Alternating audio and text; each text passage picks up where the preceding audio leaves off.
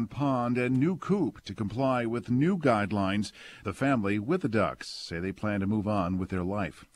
Jeff Manasso, Fox News. And it's not fake news. A 27-year-old video game enthusiast in Iowa makes up to $500,000 a year playing Fortnite. I hope he tithes. For more news and information, visit onenewsnow.com.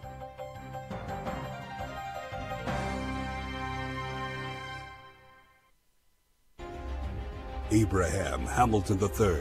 God put us in this world at this time to be salt and light. We don't fold because of the darkness that we're facing. This is not the first time in the world's history that it's gotten dark. God has called you and I to be his ambassadors, even in this dark moment. Tune in to the Hamilton Corner, weekdays at 5 p.m. Central on Urban Family Talk.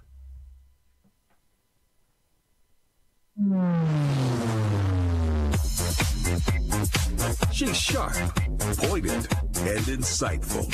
This is Stacy on the Right on American Family Radio and Urban Family Talk. Now, Stacy Washington.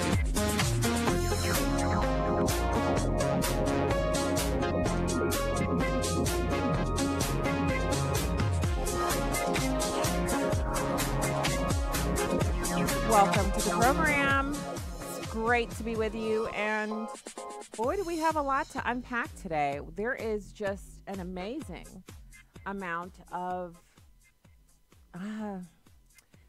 emotion surrounding what's going on with the Kavanaugh hearings. And so this morning, I sat, as most people did, and I spent time listening to Dr. Christine Blasey Ford in her put-on voice. She's wanting to give the presentation of an innocent, prepubescent teen like she was when these events allegedly occurred. And I just didn't buy it. She had emotion. She definitely had a level of emotionality about what she was talking about. She was talking about the alleged event, which, shock and awe, if we were playing one of those games where you tally up how often you see a word, whoever picked the word allegedly would be losing, because she said that it happened. And from the moment she made her opening statement, not one person said allegedly. Everyone seems to admit that something happened to her. Now, there's a good and there's a bad in that. First of all, the good is, yay for women all over the world that we can have someone believe when someone says something happened. But remember, this isn't La La Land or, land of the I say it happened, so therefore it happened. Remember, people have recanted. There have been many, many cases of individuals, sometimes decades afterwards, finally coming forward and admitting that they lied about an allegation of rape or sexual assault or what have you. This is not a done deal. Someone's word doesn't make it so. Now, it's important that these kinds of allegations are brought forward and investigated, and that could have occurred. It still could occur. Apparently, the statute of limitations for a felony in the state of Maryland, where the alleged assault occurred, there is no statute of limitations on felonies. So she could theoretically come to the police, and the police in Maryland, one of the police departments there has said that they await information from her so that they can launch an investigation, because in order for them to launch an investigation, they have to hear from the actual victim. But that's where all of the sense ends and the nonsensicalness begins. And, let's have our warning for today's show. It's going to get harsh. I don't mean that it's going to be explicit or vulgar. I mean, it's going to be harsh because as a woman, I'm going to share what I consider to be the unvarnished truth. Obviously, it's from my perspective here. This is the Stacy on the Right show on American Family Radio and Urban Family Talk, and you hear the disclaimer at the end of every hour. My views don't represent the views of American Family Radio or American Family Association. And so now that we've given all of the disclaimers out, let's talk about who's on the show. We have Kataline. She's going to come on and join us and talk about this phenomenon that's going on with not just with Judge Kavanaugh, but the precedent that's being set for any person who goes out for a job, who isn't a Democrat. If you're not a Democrat, you should be very concerned right now, because what they're doing with Christine Blasey Ford, they're using the template of Anita Hill. They've added on some kind of like options, if you will, if you want to talk car lingo. They've added on some options and upgrades from their experiences with Herman Cain.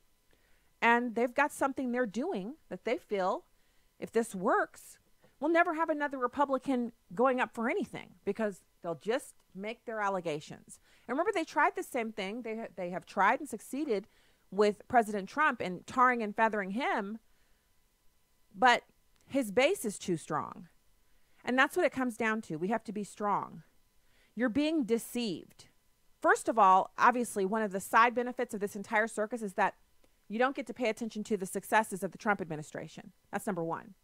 Number two, the end goal here has nothing to do with protecting your rights or, getting you something that you might have voted for. This is only about preventing the conservative takeover of the U.S. Supreme Court. Now, you might say, well, it's the conservatives' turn. They won the election, yada, yada. No, it's never anyone else's turn according to the Democrats. And I know there are people who listen in the audience who are Democrats, and I sometimes will get a note from them, you're being so hard on the Democrats. I'm not. I'm telling the truth about the Democrats. Just like I tell the truth about the Republicans, how they never get around to doing anything about immigration, how they never pass E-Verify, how they haven't met a budget spending line item that they don't like. They run on smaller government, but they don't know how to make it small. I'm equal opportunity over here, and I don't need the snowflake baby brigade. Not today. Not while we're sitting and watching the dismantling of a man's entire life over the fact that he said, yes, sure, I'll be your nominee. And boom, now he's fair game to destroy. And people think that this is something that they can localize and centralize, and that it will only be about, Kavanaugh. When the reality is, if they can do it to him, they can do it to you. And the minute you start thinking you're above it, that you're better than it, you're no better than the Germans were back when the Jews were being hauled off, sometimes in the daytime. At first it was at night. At first it was secretive. But then afterwards, it was in the daytime. And they would just haul people off. They'd haul them off, confiscate their belongings, anything of value, and leave the house empty with the door ajar. And Germans thought, they must have done something wrong. I just can't pay attention to this. I'm not really sure. Read the accounts. They thought they were above it too. So when totalitarianism comes knocking at the door, you got to open it up and welcome it in. If you plan on it coming in and staying with you. But if you're like me and you don't want any parts of totalitarianism, if you think the rule of law means something, then you've got to be upset by what's happening today. Anyone can get in front of you and act. Anyone can put on a show for you. But how about the truth? How about none of the people that she names off as individuals who were present at these parties remember her? None of them corroborate her story. What was she doing upstairs? No one asked her this morning. The most important question to me, she said she, during the party, just turned and went up a narrow staircase. Why? Why did you go up there? Was someone up there? Did someone call your name? She gets to the top of the staircase, turns and sees a bedroom, and then someone pushes her into it from behind. So she was going up the stairs and didn't hear anyone coming up the stairs behind her. She claims there was only music upstairs, no music downstairs. She said there were 4 people in total at the gathering. Then she said there were 4 people besides Mark Judge and Brett Kavanaugh. And she had to go over her own letter that she wrote. She says she's double master's degree and a PhD. And of course a bachelor's, and she wrote this letter and she doesn't remember everything that's in it.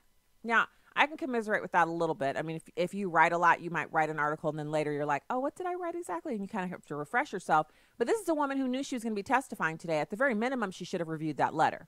She was prepped because she had all of the Democrats' questions and her answers typed out so she could read them. So I'm indignant, but not because of the partisan nature of things. I'm Stacey on the right, but way before that in the list of things that I may or may not be successfully, I'm a child of the king, and I have to have an allegiance to the truth. And the truth is, this doesn't pass the smell test. It doesn't work.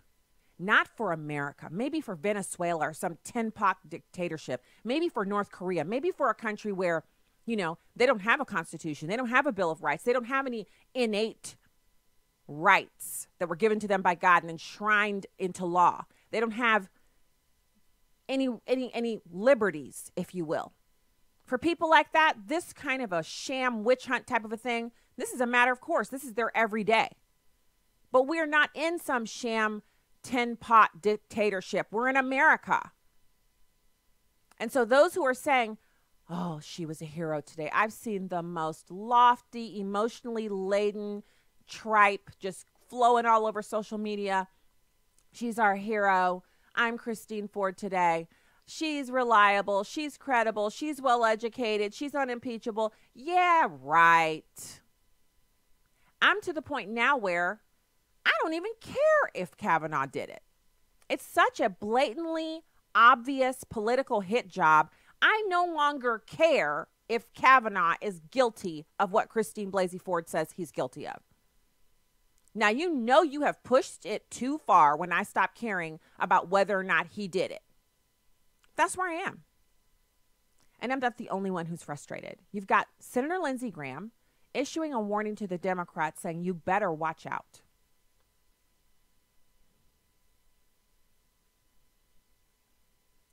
It's number 3. Are you going to vote tomorrow? I intend to. Will this be enough for some Republicans not to vote for her? Well, let me put it this way to my Republican colleagues.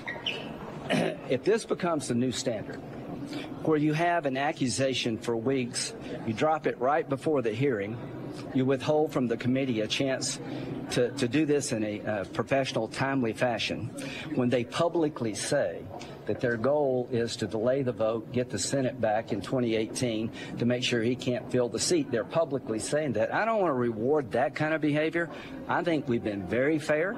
And to my Republican colleagues, if you can ignore everything in this record, look at an allegation that's 35 years old, that's uncertain in time, place, date, and no corroboration, if that's enough for you, God help us all as Republicans, because this happens to us. It never happens to them. But let me tell you, my Democratic friends, if this is the new norm, you better watch out for your nominees. Now, that's the first time I've heard a Republican at all publicly say that if this is the new normal, giddy up. And you know what?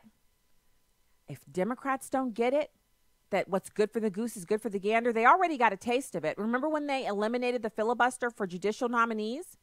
And Mitch McConnell took to the floor of the Senate and said, you won't like the way this works out for you. Now we have Neil Gorsuch. And tomorrow there's going to be a vote on this nominee unless it gets pulled tonight by the president. And I can't watch, obviously, because we're here on the air, but I see on the live stream that I was watching earlier that Kavanaugh's there. He's red-faced and he's going off. As well he should. He's been calm. He's been laid back. His demeanor has been pristine. But now it's time for him to defend his honor against these scurrilous attacks. It is time for him to come forward and go for it like he's never gone for it before. Game on.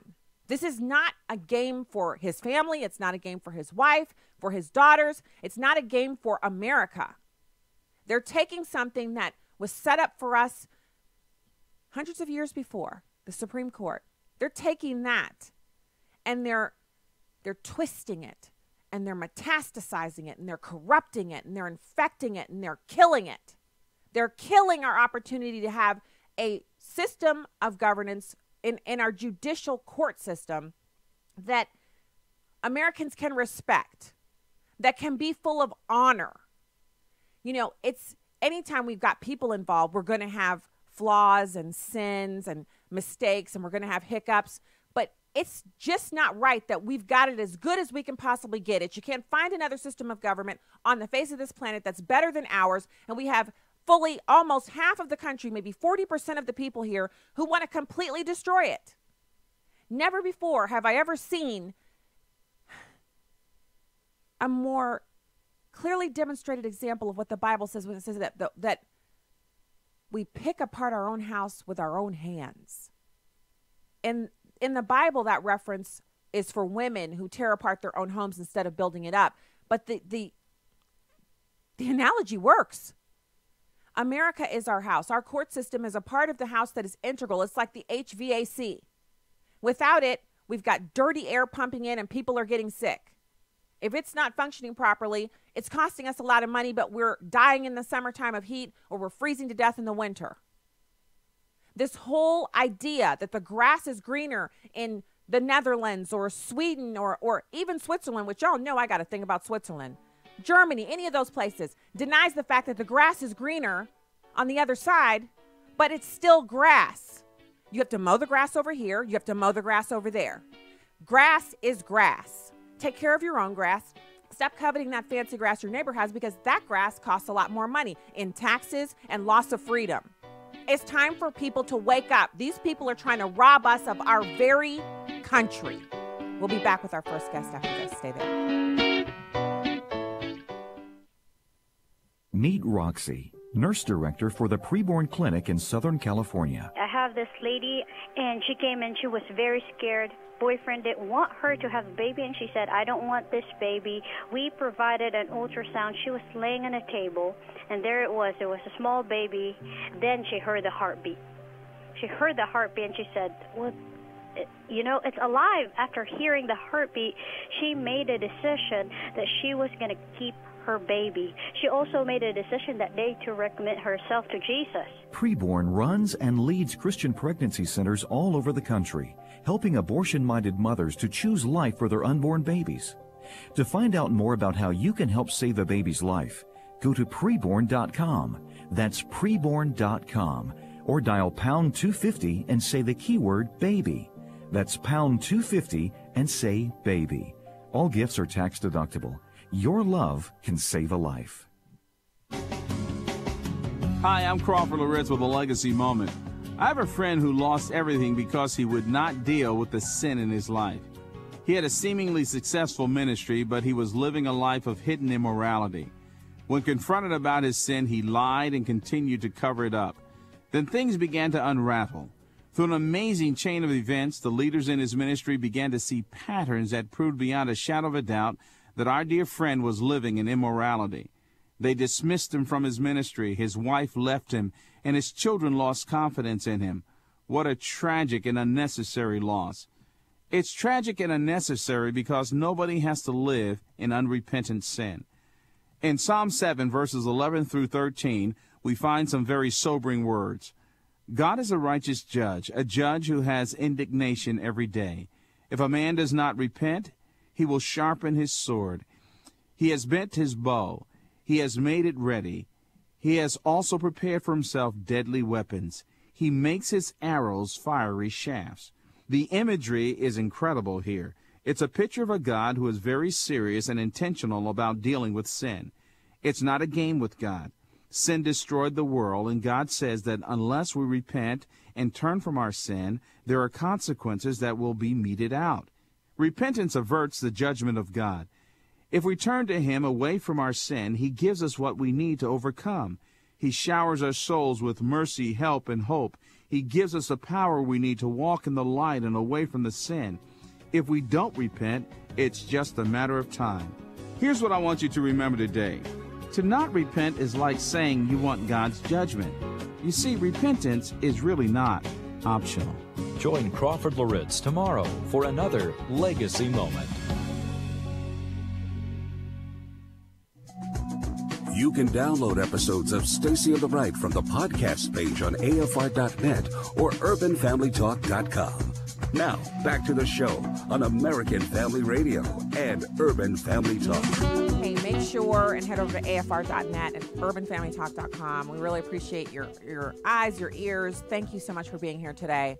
I'm on a righteous tear, and I'm going to stay on one until we see some justice done for the Kavanaughs and for America at large. And that includes the people who don't understand that we're actually fighting for them, too. That's what's the most interesting thing about the Kavanaugh nomination process, is that if Republicans were doing this to Democrats, it would still be wrong. So it's not a partisan issue wanting to see a fair and open and honest process that sticks to what we believe here as our country, the system of law and order that we have in this country. We have to maintain order. And so, it's not about it being Democrats who are pulling this off. It's about what they're doing being wrong. And if you can't get with that, your problem is not with me. Your problem is not with me. It's my pleasure to welcome Karen Kataline. Her website is KarenKataline.com, and she's a commentator, columnist, talk show host. She received her master's degree in social work from Columbia University. She's frequently a guest host on AM Talk Radio, and she's been writing for op-eds for Investors Business Daily, Western Journal, Town Hall, The Daily Caller, and The American Thinker. Karen, thank you so much for joining us today. Oh, thanks for having me, Stacey. Okay, I've been mad for like 3 or 4 days, and I don't mean mad like a psycho. I mean just kind of calmly angry under the surface about what's happening to Judge Kavanaugh and the complete obliteration of his character over allegations that are unsubstantiated. And now, this morning, I spent my time. I had a lot of things to do, but I kind of carved out some time to just really hone in on her testimony, because if she could possibly be telling the truth, it would change my mind about him, because I'm partisan, but I'm not partisan to the point of being unable to absorb the truth. And if Judge Kavanaugh was a serial rapist or someone who had a really low moral character and he'd been hiding that all these years, that would be something that for me would change my mind about him being worthy of being on the Supreme Court. I don't believe her. I don't know if you saw the testimony today. Where do you come down on this? Oh, I've been riveted. I was riveted. I was so riveted because, yeah. I just saw the very beginning of Kavanaugh's statement, which people can hear on YouTube and other places. We'll be able to see it 1,000,000 times. I was almost moved to tears. The man has the kind of righteous indignation that I was hoping to see that I didn't see before. And here's what I think, and I've been making notes, of course, Stacey, because everybody who's even moderately interested is watching this today. And I, as a social worker, I thought that she was extremely credible, Dr. Ford. She was credible to the point, I think that she was embellishing her victimhood because she knew that would help her. But I think the evidence seems to show that her shark attorneys and the Democrats who betrayed her kept her very much in the dark. And she may very well believe something happened to her. She also may have been had a lot of situations in her own life that made this experience a lot more vivid and a lot more damaging for her than it may have been for someone else. None of us knows what happened 37 years ago. The Democrats want us to be focusing on that. They are willing, at the damage of the country, to have us all at each other's throats trying to decide if this happened 37 years ago or not. And that's the wrong way to look at this. It really is. Because we can't know. What we can know is that the Democrats, this is right out of their playbook. And if they're allowed to get away with this, because even if he did do it, and I don't think he did, even if he did do it, should a man's career be destroyed 40 years or whatever it is because of something he did when he was a minor? I don't think so. And the Democrats wouldn't say so either if it was one of their people. And my God, they wouldn't even admit that Bill Clinton or Ted Kennedy were guilty. And they were adults. So we shouldn't let ourselves get sidetracked here, even though it's got all the makings of a historic event that people will be talking about for decades. But I don't think we should lose the forest for the trees here. So I've moved, Karen, from being really kind of interested, like whenever something would occur, like when Christine Blasey Ford's allegations came forward, I was reading and I was trying to, decipher. I'm like, wow, this sounds like it's the thing that the Democrats always do. They trot somebody out. If they don't like you, they thought Herman Cain was a deadly force, like a whirlwind that would completely alter the political landscape if the Republicans had the first black president, and they couldn't have that. So they destroyed him personally. It wasn't about his political views. They absolutely did. Right. And I don't mean they destroyed him like what they did was they destroyed his political career, and they destroyed him personally, injecting a lot of doubt into his marriage and his personal relationships that didn't have to happen, because it seems to me that if their guy was really the better guy, they could have just fought him on equal footing. The Republicans could have had a black nominee, and so they could the never Democrats. do that. Yeah, well, obviously. They would prefer to choose our candidates for us. Yes. And if they can't do that, they'll smear them out of the running. You know, I'm sorry to interrupt you. I'm a little wild, too. It's an emotional day, and I apologize. But how long are Democrats going to be allowed to get away with these tactics? That's the real question. We see it again and again and again and again and again. How many times are they going to demagogue every issue, demonize everyone who disagrees with them, racist, sexist, homophobe, and until Republicans get a clue, which a good many of them just don't, we're going to get our heads handed to us on stuff like this. Well, okay, so let's talk about that for a second. Lindsey Graham, I played a little bit of audio from him just in the first segment where he said, you know, Democrats, if this is the new rule of the day, if this is the way you want to play this game, then you better watch out. Do you think the Republicans are finally at the place where they would like to take off their, you know, super tight sweater vests and little third, you know, waistcoats and all of their haberdashery, take off their $8,000 worth of suits and actually put on some regular working man clothes and some work boots and actually work on behalf of Americans to fight these people? Well, Stacey, I hate to give you an answer you don't want to hear, but no, I don't. I think that there are some people within the Republican Party who are ready to do that, and those are the people we have to send to Washington, and we need to retire the ones that fit your description. Because they are not working for the American people, not even a little bit. And the ones that are working against the president of their own party need to be immediately retired or as soon as possible. I'm telling you. And that's what's happening. We're getting betrayed not only by a crazy, insane, lose your lunch left, but we're getting betrayed by a good many Republicans on our own side of the aisle who, for reasons that seem incomprehensible but have more to do with power and the swamp and the deep state and their own little rice bowl, are betraying everything they said they believed in and why we voted for them. So they need to be ousted in as quick a way as is possible. I mean, this midterm is exceptionally important. It is, but I'll tell you what, Karen. So you mentioned that the Democrats will always want to pick the candidate for the Republicans. They did. This time around, they did. They chose Donald Trump because they thought, what could be worse for them than Donald Trump? And we can't thank them enough, because what could be better for the Republican Party than the reset button and hurricane extraordinaire in probably $1 million suit than Donald Trump. So when you talk about them, I can't watch, but I know that Judge Kavanaugh is on the stand. He's testifying. I flipped through when we were on the break, and I just looked at just his demeanor because I can't listen. And oh my goodness, spectacular opening. Oh, I hear everyone's beyond emailing me. Yes, anything I expected. He was moved to tears when he talked about his child. I was watching it right before.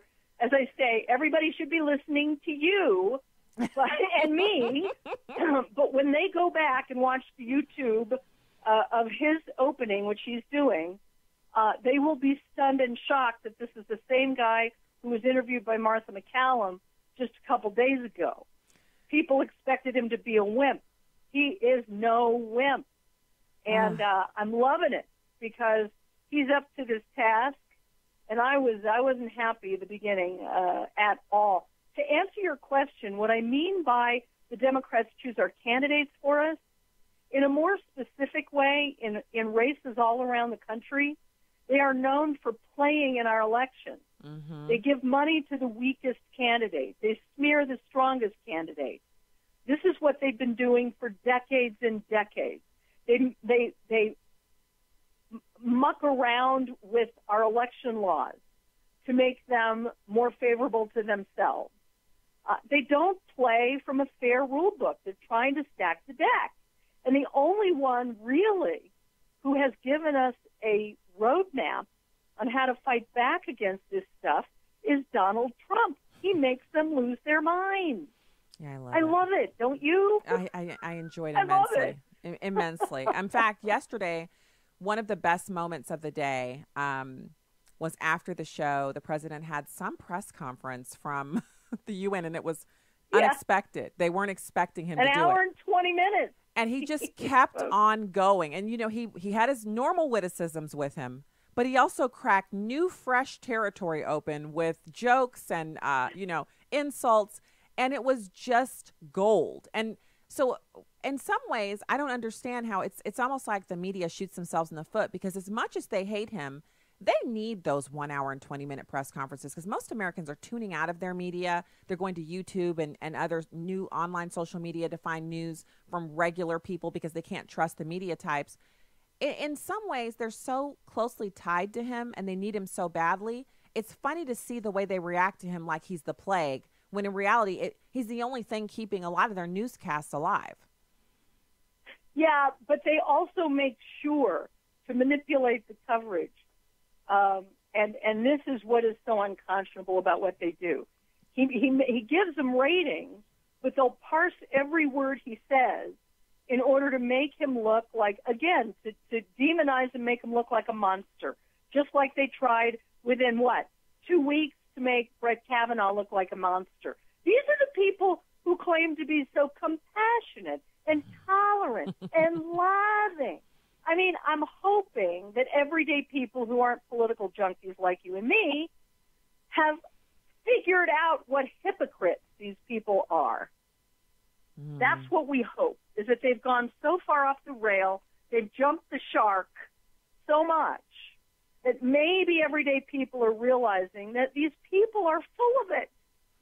They are everything they accuse others of being. They're poisoning our political landscape with their hatred of this country. I'm sorry. I'm a little riled. Oh, no, you're doing fantastic. Thank you. Because what we need, Karen, is we need more of that. We need more people who are just willing to say, you know what?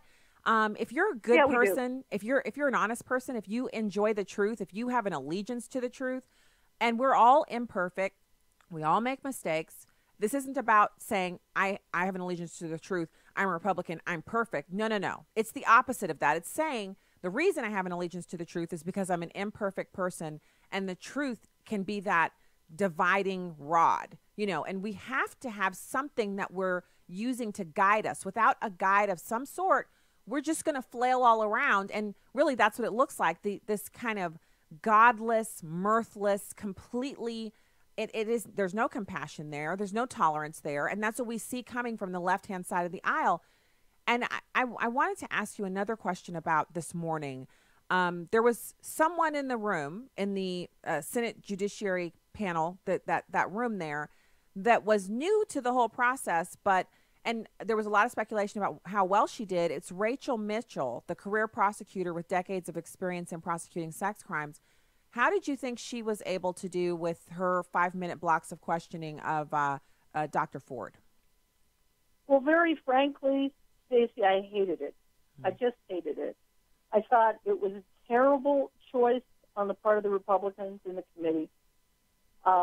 Whenever you knuckle under to political correctness, which is what they do incessantly, they make wrong choices because they're coming from a place of defensiveness. Oh, we don't want to look like old white men. Oh, we don't want to look like this. Oh, we don't want to look like that. This is like what the Democrats do. They'll keep you so defensive that you can't make intelligent decisions. The way this was allowed to snowball and turn into a circus, as Kavanaugh said just a little while ago, is because the Republicans didn't use any tough love. They don't realize they're going to get demonized and creamed no matter what they do, so they might as well take care of business and do what's right. But they don't know how to do that. So I think this choice was terrible, because what they chose was they're believing what the Democrats tell them. Oh, you can't question a woman because she's beyond reproach, and oh, she's so fragile, she's going to break in little pieces. This is all for show. This woman is not, she's in her 50s, and she's acting like a child. Worse than a child. Of the show.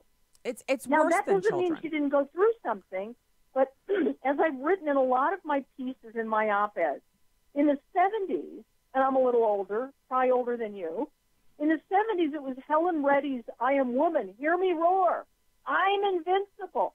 Now they're treating women like little pathetic victims who can't stand up for themselves. And this is all for their political purposes, to turn women into the next big victim group voting bloc.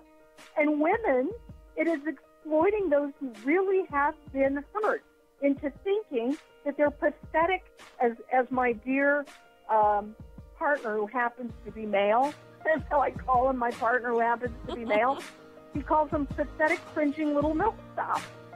I mean, this is not womanhood. And No, we it's don't want not. to be reduced to, oh, we're all such victims. Yeah, and it's an insult. Thank you so much. Karen Kataline, KarenKataline.com. We'll be back with more right after this.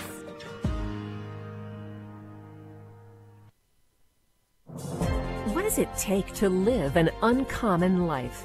Here's former Super Bowl winning coach Tony Dungy with today's uncommon moment. Worry. It's what we do. No matter how brave a face we put on in certain situations, worry still nags at our hearts. But if we remember what God has already done for us, we can hold on to the assurance that He will continue to provide and make a way through the uncertainty of tomorrow. It's lying back in the strong arms of God and basking in the peace that time with Him provides. God will relieve you of worry if you ask Him. It doesn't mean that He'll always give you success or the outcome you think is best, but what He does promise is peace. Tony Dungy, author of the popular Uncommon book series. Discover more at CoachDungy.com. That's CoachDungy.com.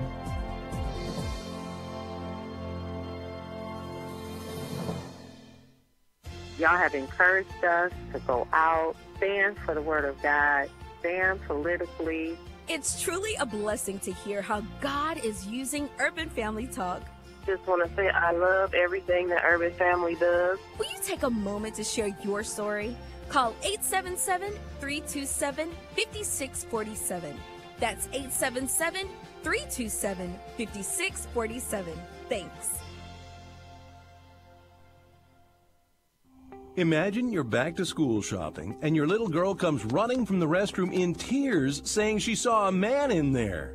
Sadly, scenes like this are playing out at Target stores across the country. Their policy is to allow men into women's restrooms and fitting areas. If some of us don't stand up and say this is wrong, what comes next? Protect your family and send Target a message by doing your back-to-school shopping elsewhere. Learn more and sign the Boycott Target pledge at afa.net. I'm Chad Pergram with the Speaker's Lobby. Democrats would likely have a shot at keeping Brett Kavanaugh off the Supreme Court were it not for something known as the nuclear option. In 2013, then Senate Majority Leader Harry Reid grew frustrated with repeated filibusters from Republicans of lower court and executive branch nominees. So after much consternation, Reid lit the fuse on what's known in the Senate as the nuclear option. Back then, it took 60 votes to break a filibuster in the Senate on all nominations. Changing Senate rules requires a procedural vote of 67 yeas. But there was another way to lower the bar on filibusters by establishing a new precedent. Reid didn't change the Senate rules. He instituted a new precedent for breaking filibusters on all nominations except the Supreme Court. Reid's decision incensed Republicans, then in the minority. And so facing a possible filibuster last year on the nomination of Supreme Court Justice Neil Gorsuch, Republicans now in the majority returned fire with a nuclear strike of their own, lowering the bar for those nominations too. With the Speaker's Lobby, Chad Pergram, Fox News. This is Stacy on the Right with Stacy Washington on American Family Radio and Urban Family Talk. May I ask, Dr. Ford, how did you get to Washington? In an airplane. Okay. I asked that because it's been reported by the press that you would not submit to an interview with the committee because of your fear of flying. Is that true? Well, I was hoping that they would come to me, but then realized that was an unrealistic request. It would have been a quicker trip for me. Yes.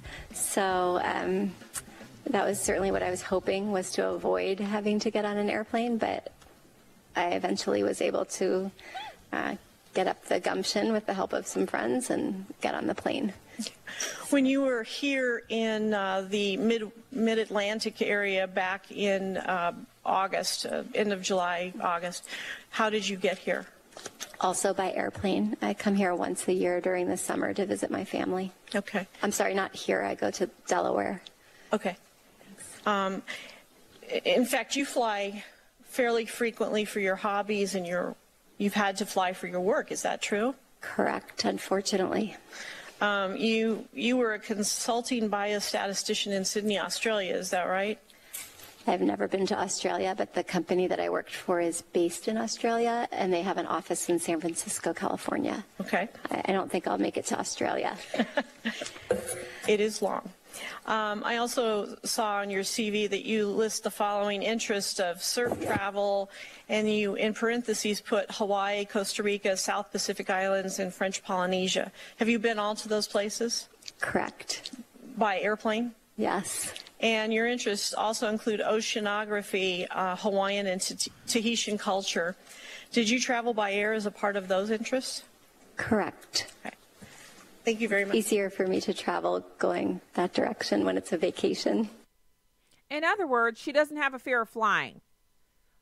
Oh, saints preserve us, as some folk like to say. Welcome back to the program. Call lines are open, 866-963-2037. If you want to weigh in, give us a call. I'm open to all comments that have to do with this sham of a hearing that we heard this morning, where we just saw a 53-year-old woman kind of inflecting and trying to convince America that she's really 12 or 13. Apologies to the 12 or 13-year-old girls who may be in the audience or exist in the world today who don't deserve that slur against their good honor. She was trying to make us think that she was really just as clean as the driven snow and sweet, and really she didn't know what the definition of some of the words were. The woman has a double master's degree. She teaches at 2 separate university systems, and she has a PhD. That's why they call her Dr. Ford, Dr. Blasey Ford. She is a disgrace. And I know Karen Kataline, who we really appreciate her coming on the show today, she made the point that something could have happened to her. But when you say something happened to me and I remember it, but I don't remember how I got home, I don't remember the house where it happened, I don't remember, so many of the details that you would have to remember if a sexual assault occurred. And then you say, but I know it was Brett Kavanaugh. It sounds more like jilted 15-year-old girl, doesn't it? Since speculation is all we've got, doesn't it sound like maybe she wanted to know Brett Kavanaugh and she showed up at this party and maybe Brett and his friends weren't interested in knowing her? No offense, but I've seen the pictures from the yearbook. So is it that she was kind of had her eye on this older, popular boy from a very prestigious prep school, and she goes with her friend and she goes upstairs hoping that she's going to have something wonderful happen? And then what? Is it that he did this and she's just can't remember how she got home?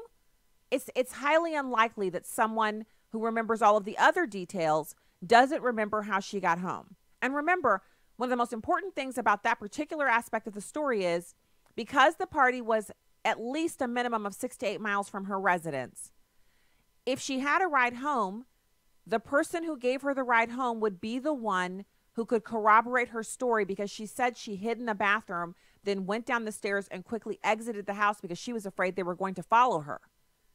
So if she left in a state of fear and upset, she's anxious, she's upset, the person who drove her home could have at very minimum said, I drove her home and she was upset. That would lend more credibility.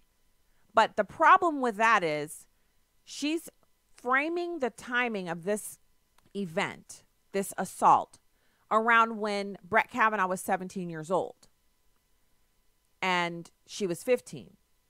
If she was driving, that would mean she was 16 and Brett Kavanaugh would have been, come on now, he would have been a year older, which means he wouldn't have been at a high school party because he already would have left to go to college. You see? So it doesn't work. Something about the story stinks. Something There's a rotting fish head somewhere nearby, and the scent is increasing. And none of us should feel as if we have to put up with the idea that we have to believe this allegation. It's an allegation. So where there's a pattern, like with Anthony Weiner and Bill Clinton, where there's a pattern such as there has been with so many other sexual predators like Harvey Weinstein, when there's a pattern, then you're much more open to believing it. But when there's no pattern, there's an absence of fact going from all the way when the guy's in high school and college.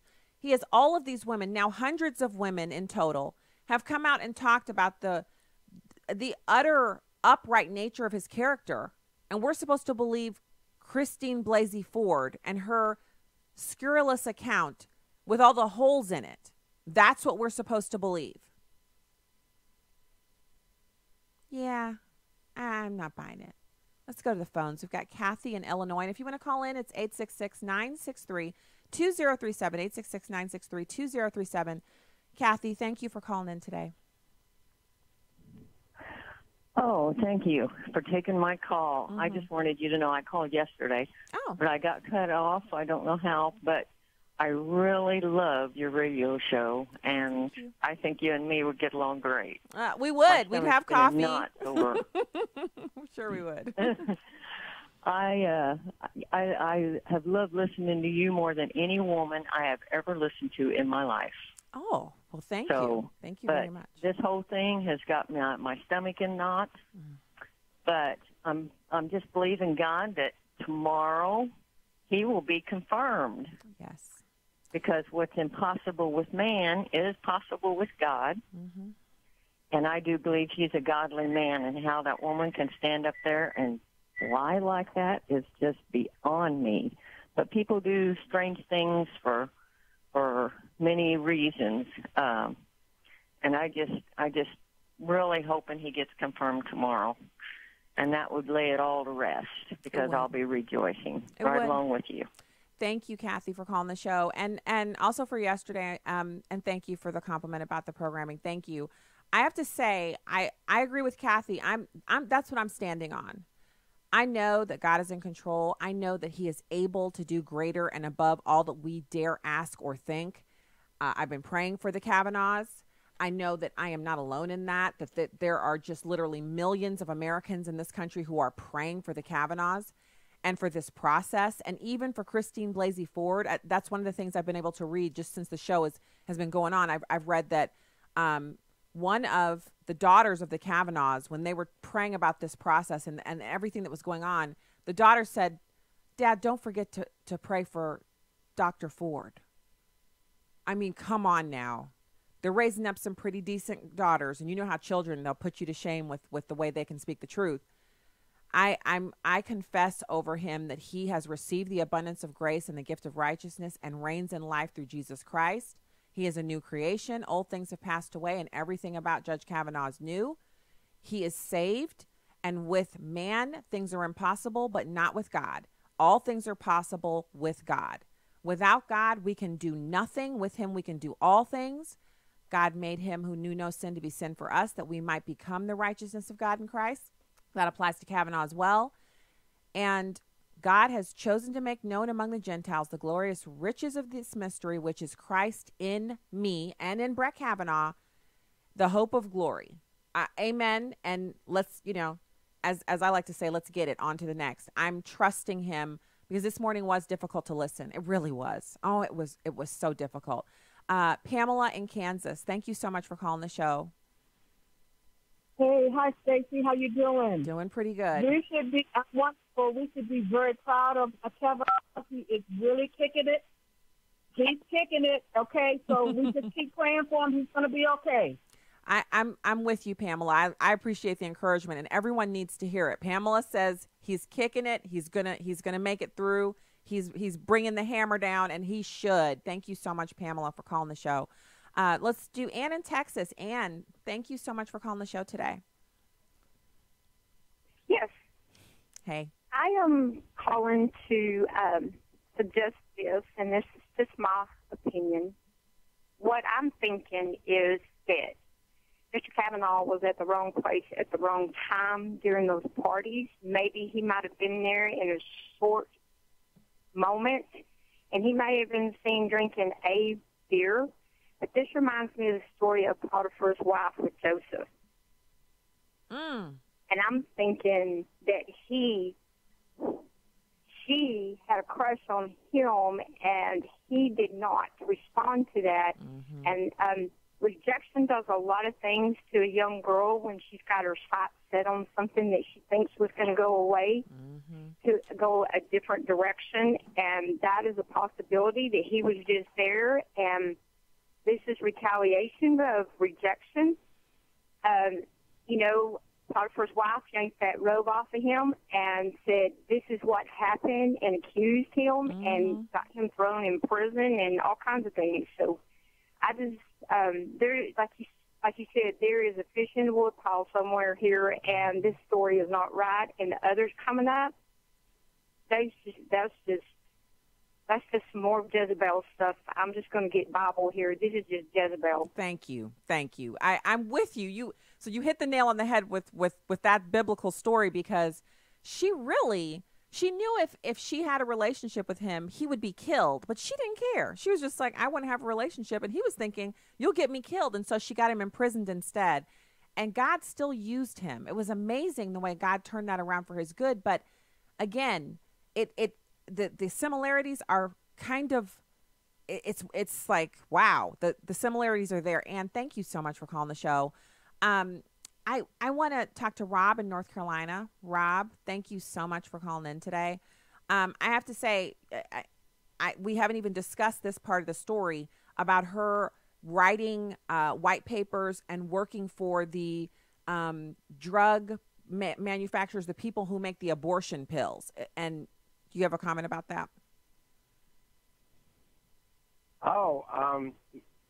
Do I have a comment about that? Yeah. I just know she's on the board of directors for the drug manufacturer that makes RU-486. Yes. And also she was part of that, that they call it a women's march. I call it a pro-death march for babies. More than half of them being female babies in the womb. The day after Trump was elected, she was wearing those female anatomy pink hat. Keep it family friendly for radio, and among the protesters, she's a political activist for the left. The big question I wanted to know that nobody asked is, how big is her check from the George Soros funded foundation? Nobody asked that question. Yeah, what country is that offshore account located in, right? Because there's more than one country you can put an offshore account in. And, you know, they paid her house off. Apparently that's a thing. Donald Trump was talking about that yesterday, that people who accused him of things had their houses paid off. You know, so it's clear that there's some money exchanging hands. And, go to, Rob, don't forget to go to Twitter.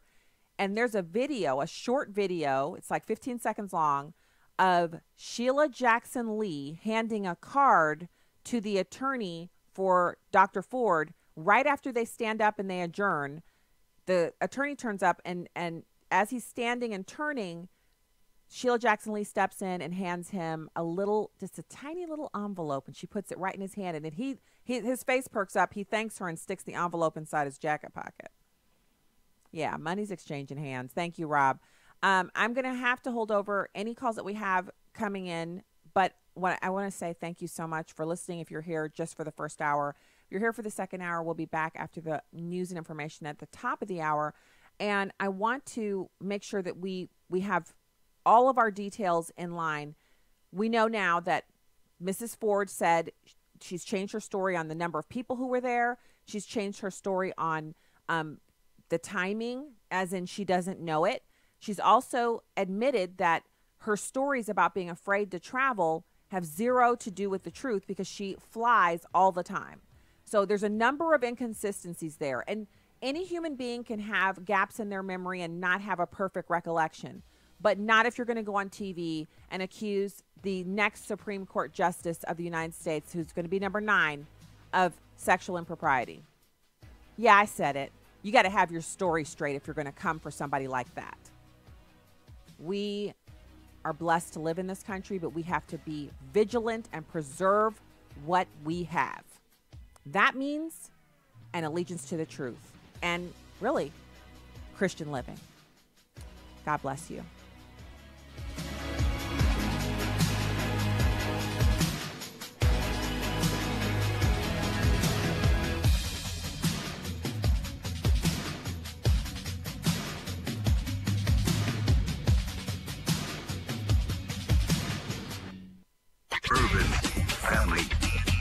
Urban Family Talk. Being there is half the battle. 1milliondads.com exists to help Christian fathers to be present and intentional in the lives of their children. Our hope is to wake up the fearsome wonder that is the mighty man of God and restore him to his role as leader, teacher, and counselor. Visit 1milliondads.com. 1milliondads.com.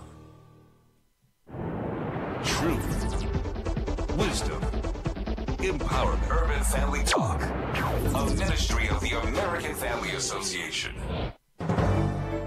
For American Family News on the Hour, I'm Chris Woodward. Kavanaugh fires back. After hours of testimony from his accuser, Dr. Christine Blasey Ford, Kavanaugh told the Senate Judiciary Committee that he did not sexually assault Ford when they were in high school. The day after the allegation appeared, I told this committee that I wanted a hearing as soon as possible to clear my name.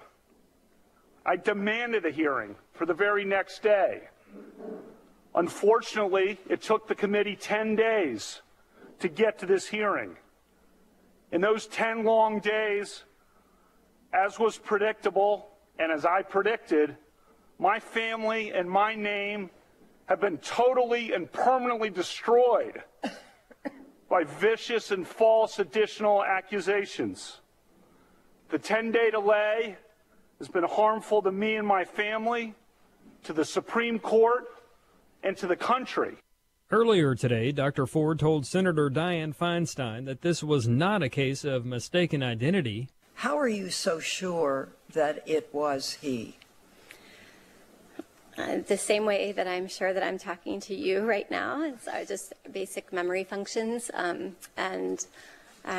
also just the level of norepinephrine and epinephrine in the brain that sort of, as you know, encodes, that neurotransmitter encodes memories into the hippocampus, and so the trauma-related experience then is kind of locked there, whereas other details kind of drift. So what you are telling us is this could not be a case of mistaken identity? Absolutely not. The special prosecutor, handpicked by Senate Republicans, tried to pick apart Ford's comments in interviews in recent weeks, even learning that she has flown on airplanes many times while claiming that she was scared of flying and did not want to make the trip to D.C. Before today's hearing began, conservative women gathered in Washington for an I Stand with Brett rally. Conservative millennial and CRTV host Allie Stuckey said Democrats don't care what may or may not have happened to Dr. Ford 35 years ago. They care about what he's going to do for the next 30 years. And specifically what they're scared of. They're scared that he is going to, for example, overturn Roe v. Wade, which he has never said that he is going to do. He said that he's going to take every decision and weigh it against the Constitution. But they accuse people like me, of secretly wanting to see Roe v. Wade overturned. And I say that's absurd. I don't secretly want to see Roe v. Wade overturned.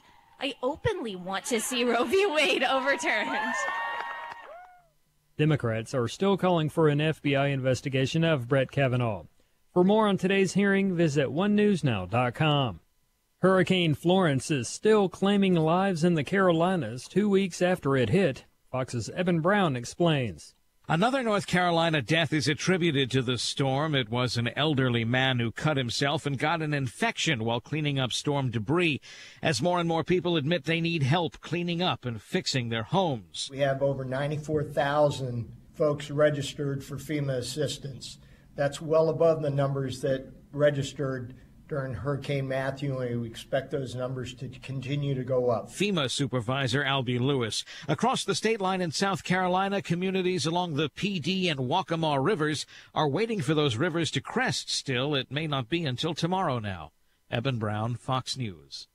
And Amazon is expanding its physical presence again, this time opening a 4,000 square foot store that sells a wide range of products, including shower curtains, Hallmark cards, and baby bottles. The store, called Amazon 4-Star, opened today in New York and will only offer Amazon.com's best-selling items or those that get 4 or more star ratings on its website. The products in the store can be changed out weekly based on changing customer reviews or what is or isn't selling well.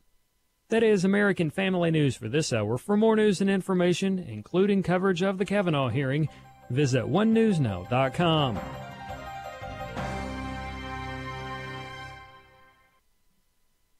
Hi, my name is Larry. Now I started drinking on the job. It was a daily consumption of at least a quart of vodka a day. I came into Teen Challenge. My life has just drastically changed. I've been alcohol-free for 19 months now.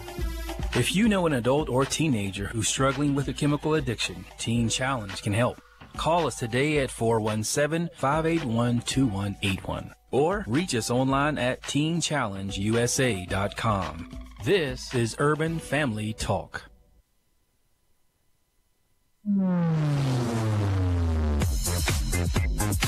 She's sharp, pointed, and insightful. This is Stacey on the Right on American Family Radio and Urban Family Talk. Now, Stacey Washington. Hello. Happy Kavanaugh Day. That's right. Judge Kavanaugh is on the hot seat right now, and he's giving it as good as he can get it. I'm telling you, he has lit that room on fire. And his wife, in the background, she's telegraphing all the feelings. She was weeping at one point, and now that he's talking to Dianne Feinstein, she's given Dianne Feinstein the righteous indignation of a wife who is watching her husband go for it.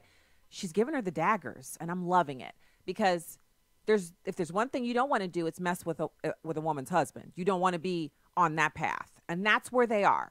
These people, so what they did was, they really thought that Judge Kavanaugh, he only had one side to him. It was his demeanor at the hearing when he was originally testifying for the 36 hours or whatever that was.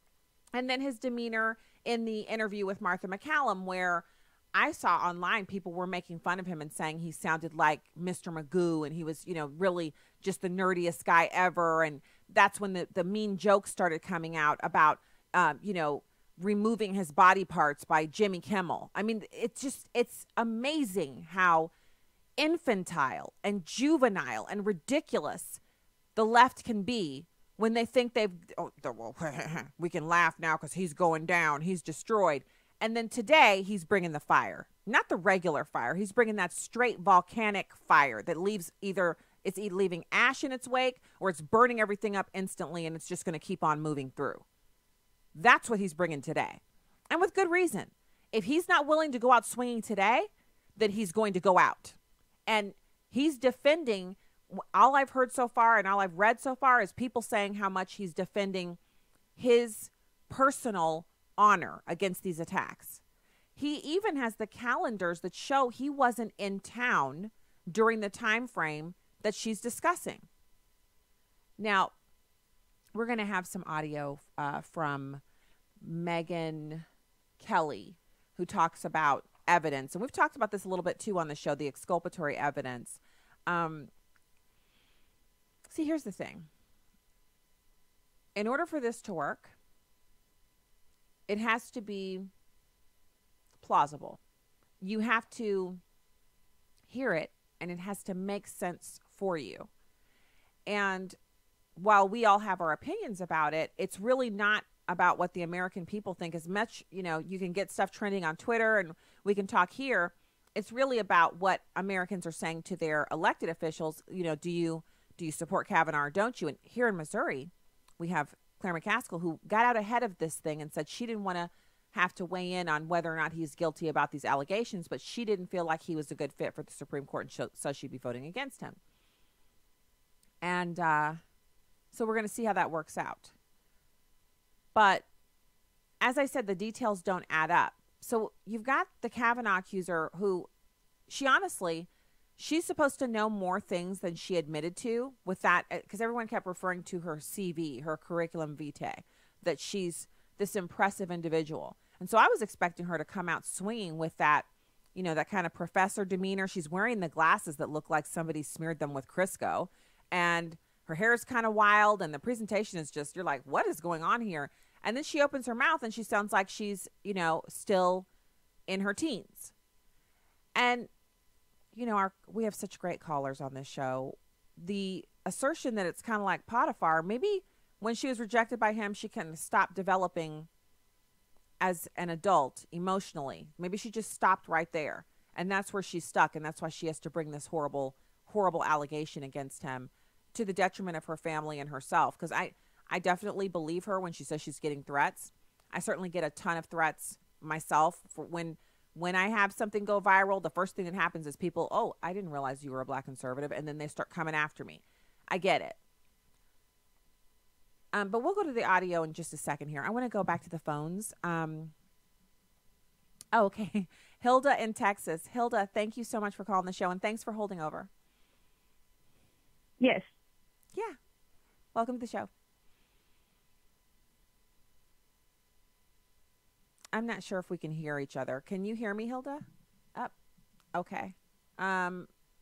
She's gone. So if you'd like to call back, you're welcome to do so. 866-963-2037, 866-963-2037. We'd love to talk to you. While we're doing that, let's get to her admitting that she doesn't know who paid for the polygraph. Now, remember, there's a lot of travel going on during this time. It's unfortunate. She was sharing with the hearing this morning that her grandmother had passed away, so she'd come back to the East Coast to go to a funeral, and then this polygraph is scheduled, and she agreed to do it. I think that's weird. You're grieving the loss of a family member, and you decide to take a polygraph the next day, but she did. It's number 2. He actually conducted the polygraph not in his office in Virginia, but actually at the hotel next to Baltimore Washington Airport. Is that right? Correct. Why was that location chosen for the polygraph? I had left my grandmother's funeral at Fort Lincoln Cemetery that day and was on tight schedule to get a plane to Manchester, New Hampshire. So he was willing to come to me, which was appreciated. So he administered a polygraph on the day that you attended your grandmother's funeral? Yeah, correct. Okay. Or it might have been the next day. I spent the night in the hotel, so I don't remember the exact day. Have you ever had discussions with anyone besides your attorneys on how to take a polygraph? Never. And I don't just mean countermeasures, but I mean just any sort of tips or anything like that. No, I was scared of the test itself, but was comfortable that I could tell the information and the test would reveal whatever it was going to reveal. I didn't expect it to be as long as it was going to be, so it was a little bit stressful. Have you ever given tips or advice to somebody who was looking to take a polygraph test? Never. Okay. Did you pay for the polygraph yourself? I don't think so. Okay. Do you know who did pay for the polygraph? Not yet, no. So, there's so much there. First of all, the questioner couldn't believe when so it was either the day of her mom's funeral or it was the day after.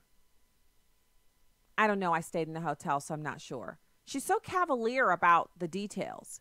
And if you want to be taken seriously, I know that I'm just speaking from a position of being, kind of logical here, but if you want to be taken seriously, do you not say to yourself, do you not say, I better get my facts straight. I better go ahead and have an outline, and I better kind of, have these details together, because if I don't, I'm going to appear not credible. And the last thing I want to do is drag my family through this and get this entire, process gummed up if I can't present my case in a way that convinces these senators that this isn't the right choice to make.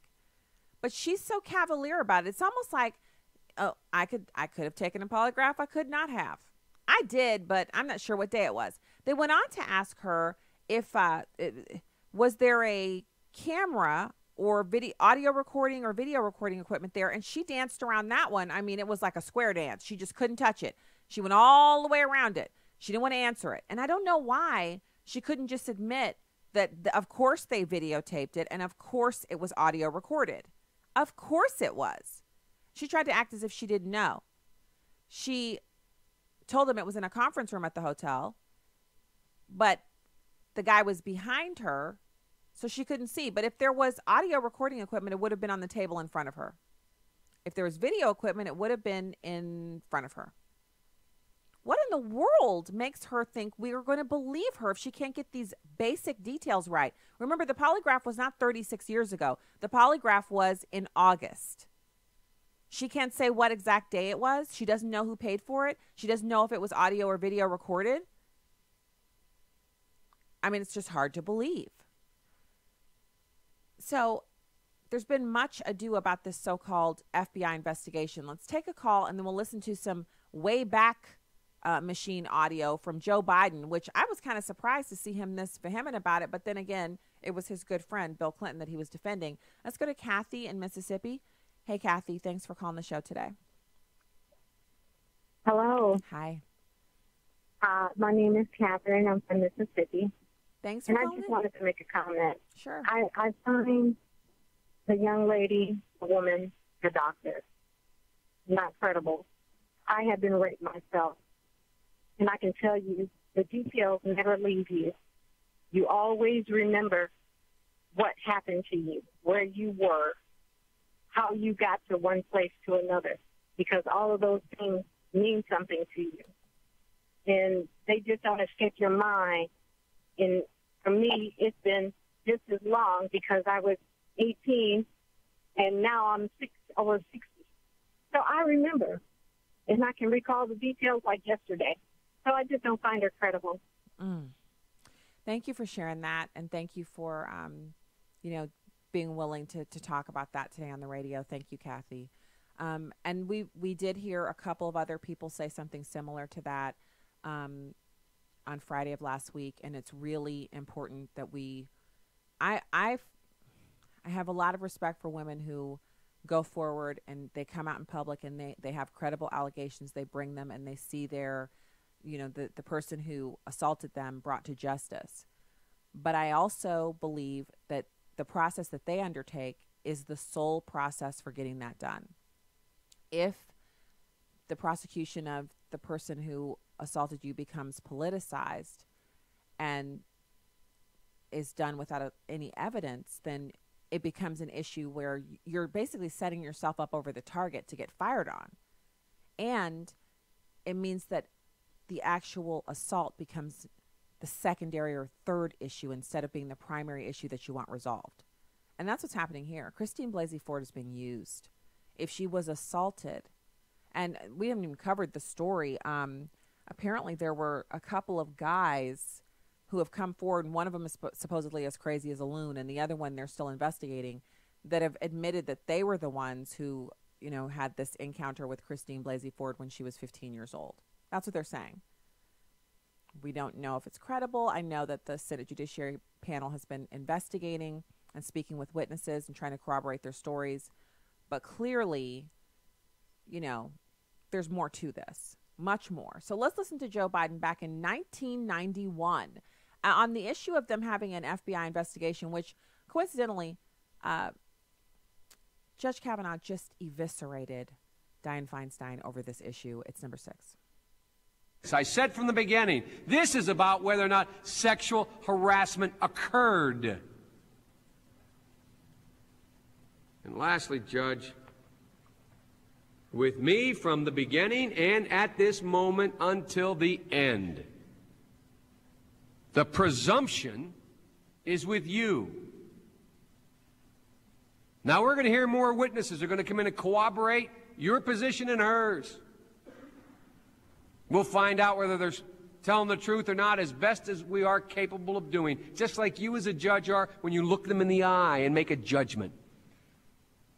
So, Judge, this is less directed at you than it is to my pontificating colleagues, Democrat and Republican alike. I'm sorry. So I mentioned Bill Clinton. This was during the confirmation hearings of Justice Clarence Thomas. And Judge Thomas is sitting there. He's visibly shining from, kind of sweating in his chair. And he's been accused of these horrible things by Anita Hill, and he's trying to defend himself. And people are saying, well, we need an FBI investigation. And he's saying they're not going to give you anything. An FBI investigation is not going to exonerate the nominee. All it's going to do is just give information. Basically, interviews that have been taken by the FBI will be submitted on a form called a 302. He goes on a little bit further. I call this going back in the Wayback Machine, back to when Democrats still had a little bit of sense. And we'll listen to that coming in from the next break. Right now, we're going to be preparing to talk to Mason Weaver. So stay right there. More Stacey on the Right up next.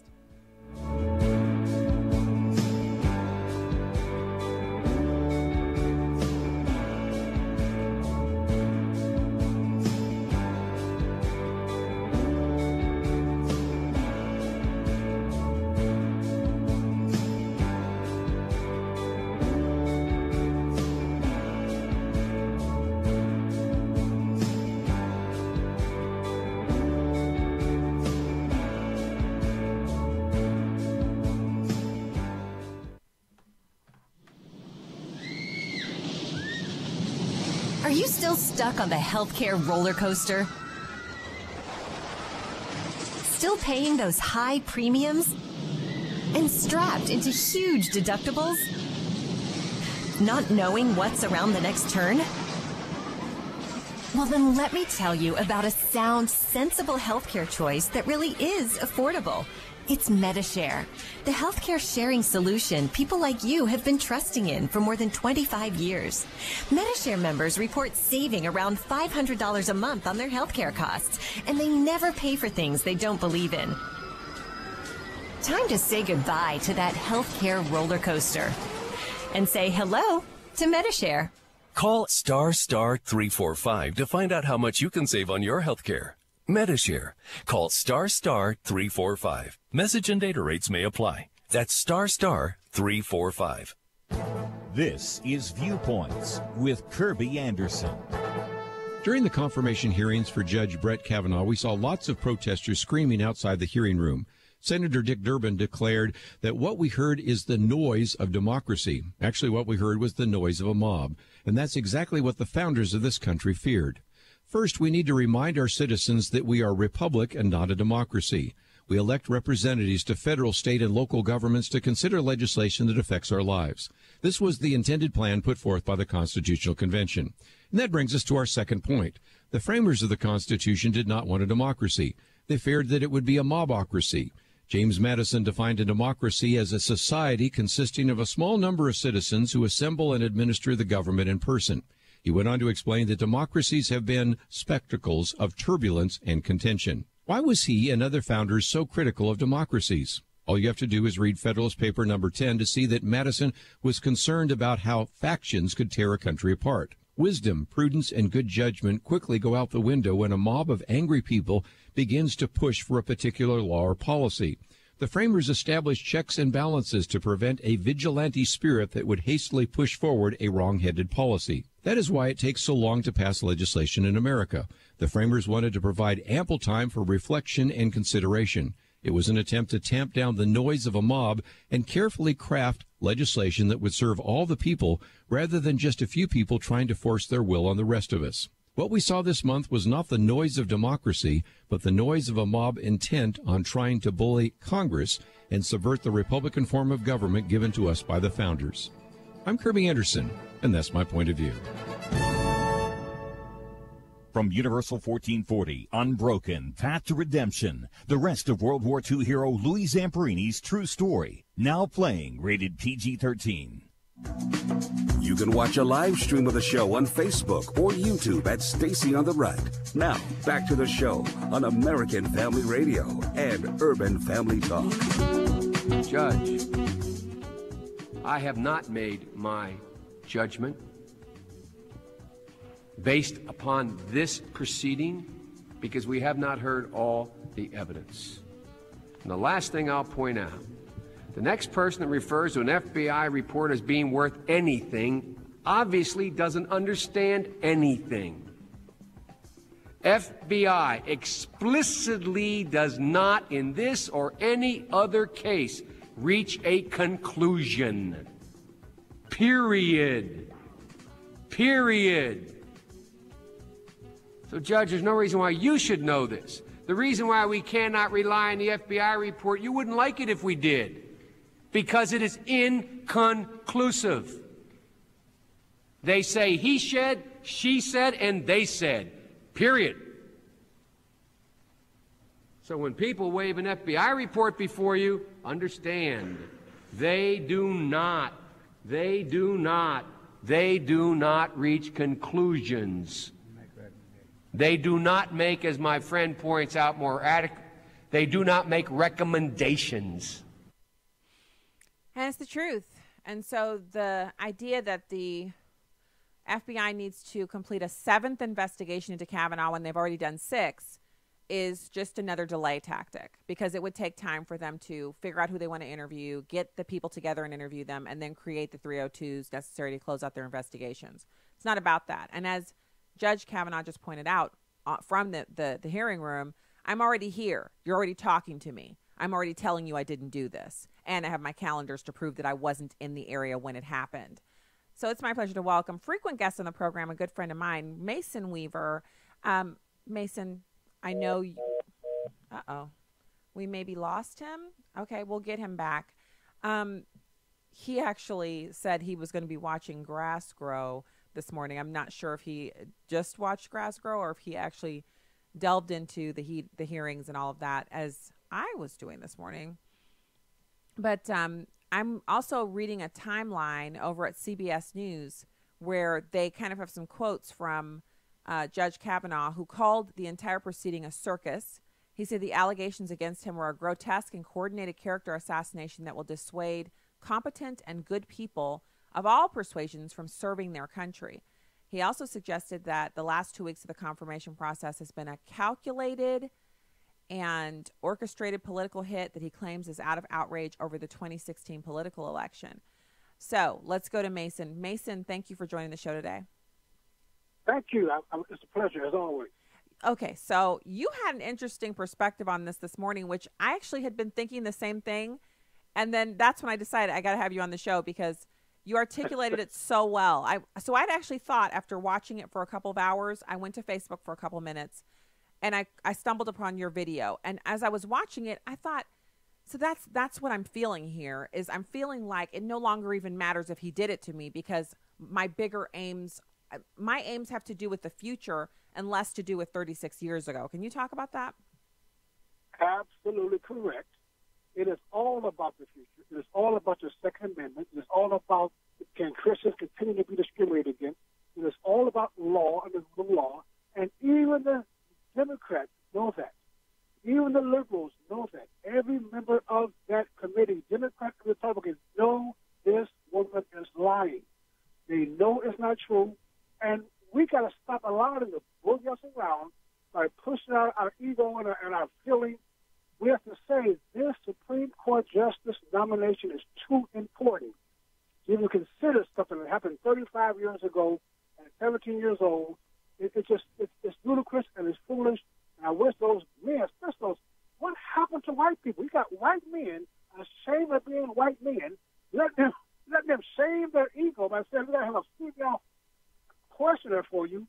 Let's stop this. Let's end the nightmare. Americans are tired of seeing it. We know what's happening. We can't wait for the vote. And conservative Christians are just sitting back waiting for the election. It's our time to speak then. Okay, so let's get into it. You started it. Just remember that, Mason. You started it when you said what's happened to white people. I thought that the Republicans, at first I was like, that might be a good idea. And then I thought, wait a minute. Why do we have to why do we have to do what the minority says? The minority says if they question Blasey Ford, it'll be a bunch of white men questioning a woman. Well, hasn't Blasey Ford been in these situations before? She might have had her PhD committee be nothing but white men. She might have had her instructors in college be nothing but white men. It's entirely possible that that's been her exclusive experience. So why should this be any different? But they did. They caved and they let the other lady ask the questions, and it was much less. There were no fireworks because the other lady asked. Well, yeah, we need fireworks, folks. Why are we afraid of fireworks? That's the whole agenda. I don't know. I think the people on the Senate Judiciary panel seem like they're afraid of them. They're like, you know, how dogs have to wear those little vests because they're scared of the sound of fireworks exploding.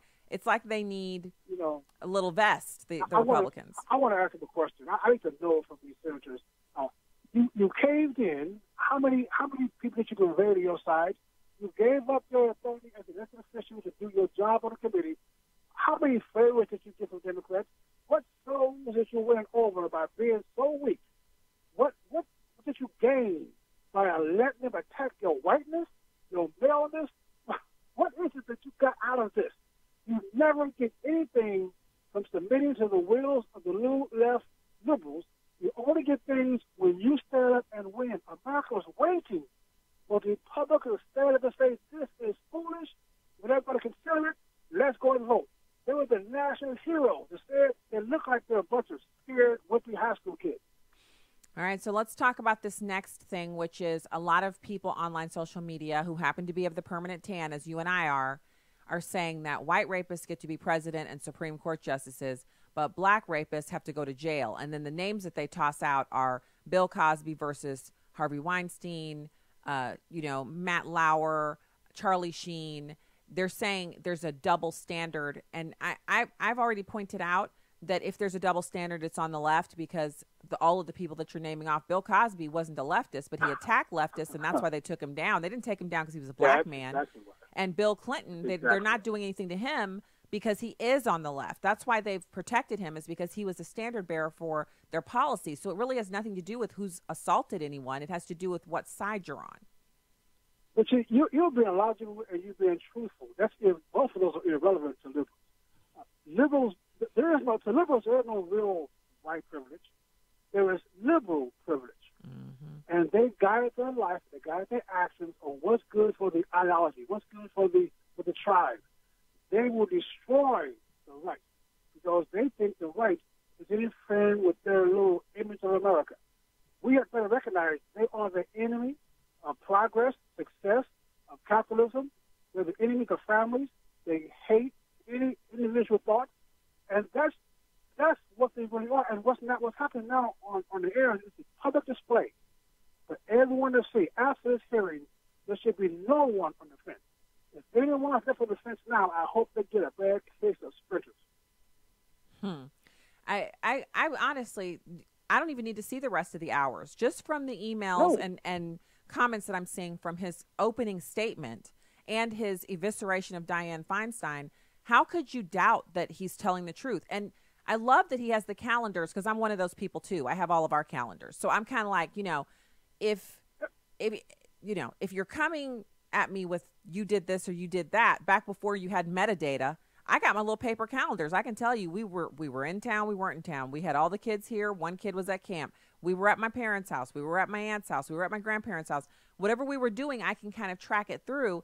And I think it's interesting that people were kind of mocking Judge Calendar for breaking out calendars from 1982 and saying, who keeps the calendar in high school? And then I thought to myself, these are people who don't understand success, like you said. People who are successful keep calendars. And people who are really good at keeping a calendar have been keeping one since they were 18, if they were busy, if they had a life. And apparently Judge Kavanaugh did. He kept a calendar. He even put on there when he was grounded. He even put, there are parts on there where he blocked it off in pencil and put grounded.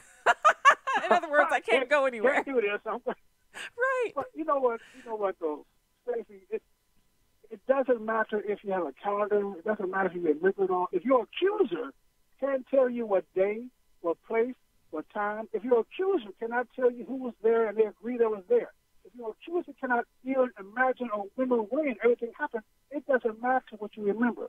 The accuser is unreliable and probably lying. And that's all the public needs to know. The woman cannot remember a single thing relative to this for evidential purposes. She can't remember anything but her name. I thought her and I know you had other things that you were doing, but you missed a real show because she had the voice of a 12 or 13-year-old, girl, not an adolescent, but a girl. her demeanor was she either had the shock face on or she was kind of looking like, are you talking to me? She had like a head tilt that was kind of, well, it comes from being a professor for all those years. She has a way of looking at you with her head tilted just so that makes you question whether or not you should even be in the room. So she was alternating between 12-year-old girl and, 70-year-old professor. And she didn't have answers to questions, which she should have had. And I understand that memory is not perfect after 36 years, but if you're going to bring an allegation like this, you have to have a few things down. How you got there, how you got home, what day or at least week the party occurred. And I would say you could drive through the neighborhood and say it was that house right there. Like you may not know the address, but you could go back there and say it's this house right here. This is where it happened. But they're not interested in the truth. Had they been interested in the truth, they would have brought this allegation up long enough, early enough to investigate and research. There's been nobody deposed. She can't even give the letter up not being redacted. There's nothing there. It's simply made up fantasy world by Democrats, hoping that Kavanaugh would withdraw, like they hope Clarence Thomas would, and it's going to have the same reaction. It's going to have the same reaction in the polls.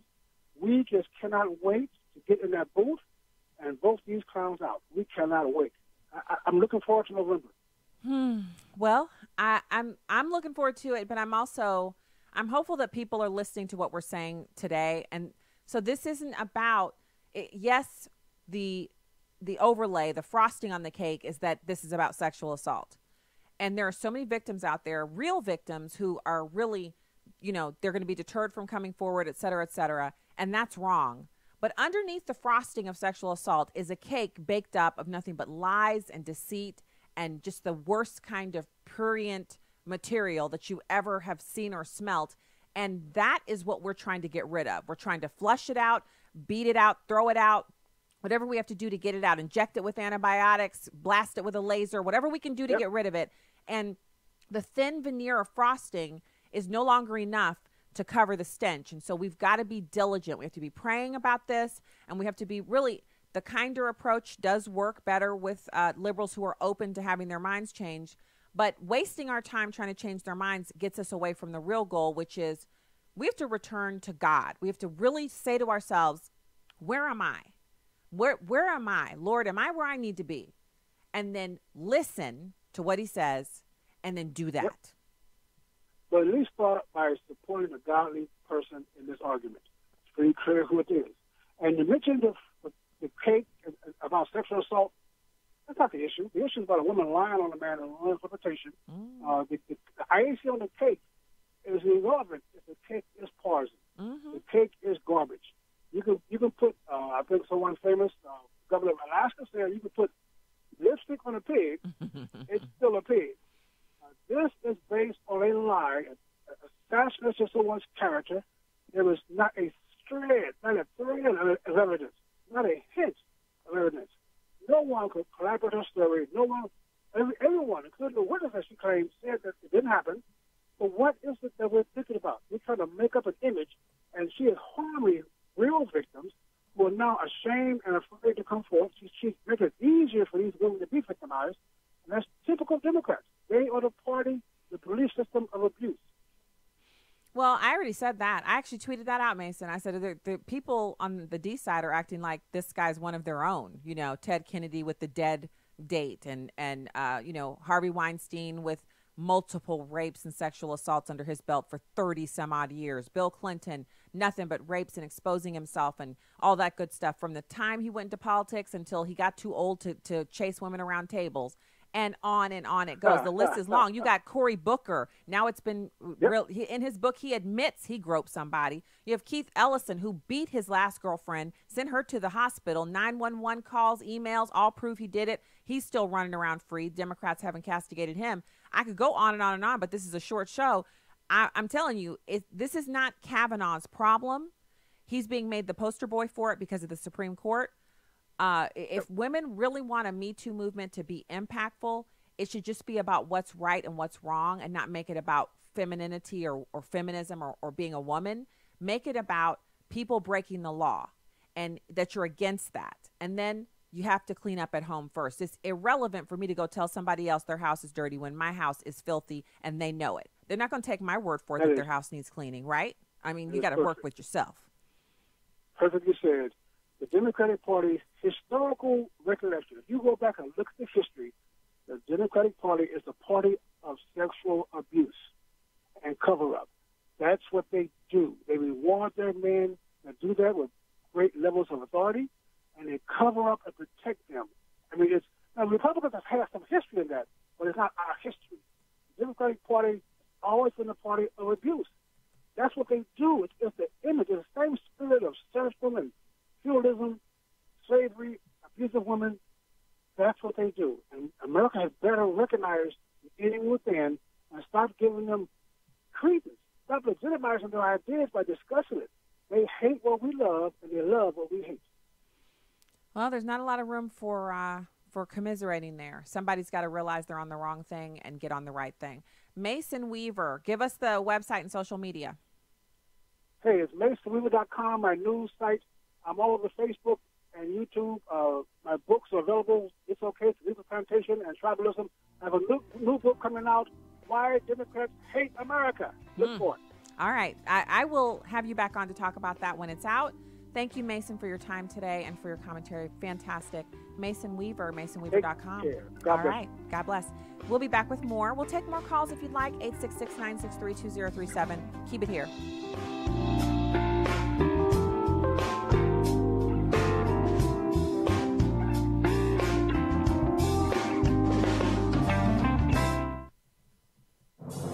What does it take to live an uncommon life? Here's former Super Bowl winning coach Tony Dungy with today's uncommon moment. Worry. It's what we do. No matter how brave a face we put on in certain situations, worry still nags at our hearts.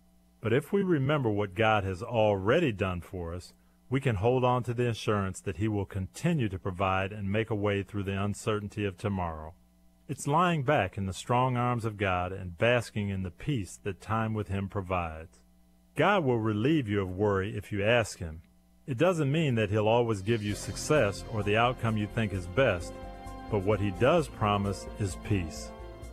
Tony Dungy, author of the popular Uncommon book series. Discover more at CoachDungy.com. That's CoachDungy.com.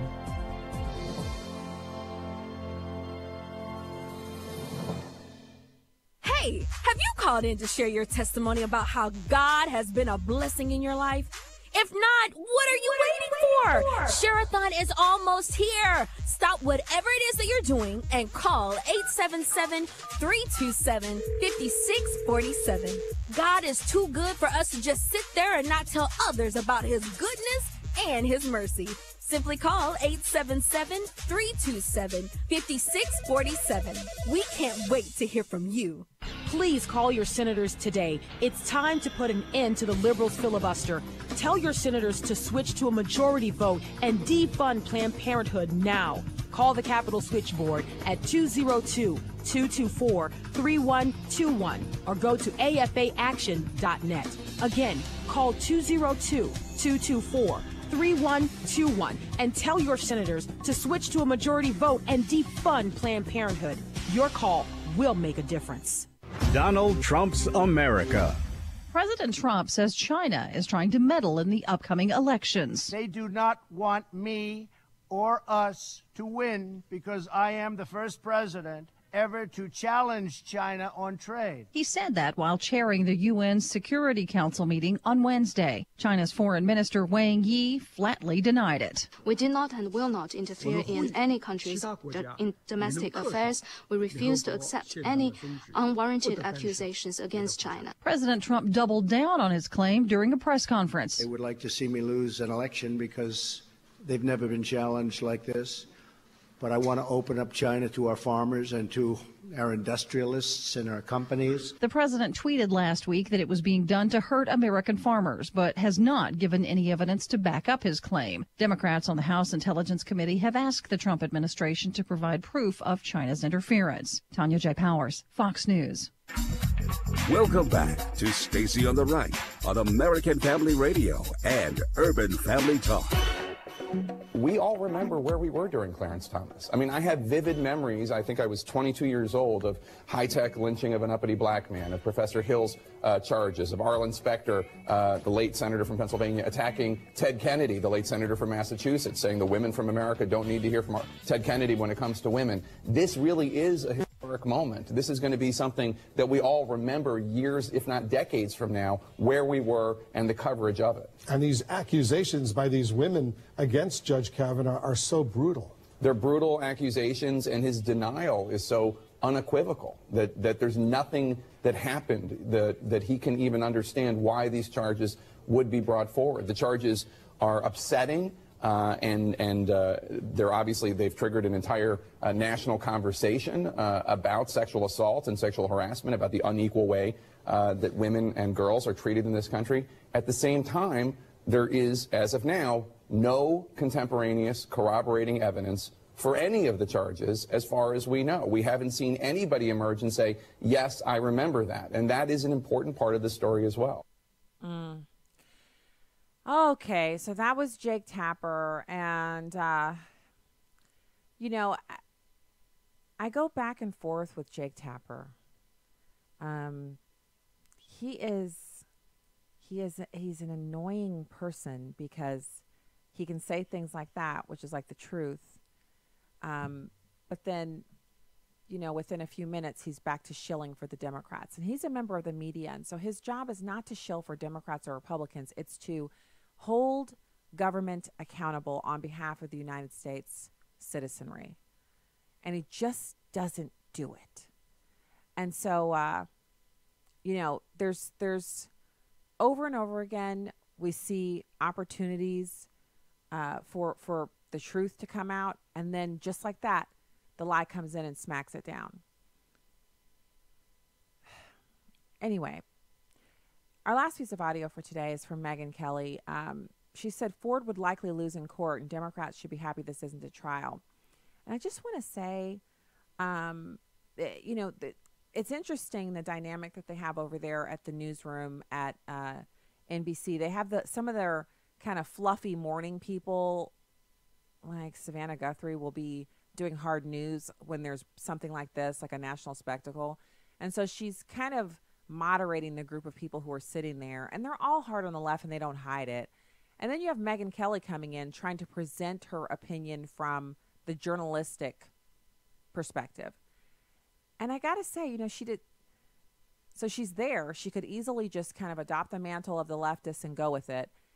Or she could kind of hide her, you know, she's never really been on the right per se. She's just been a really great advocate for the truth. And so she's here doing that again. And it's the Megyn Kelly I remember from her glory days at Fox, where she was hard hitting with everyone and it was just the best.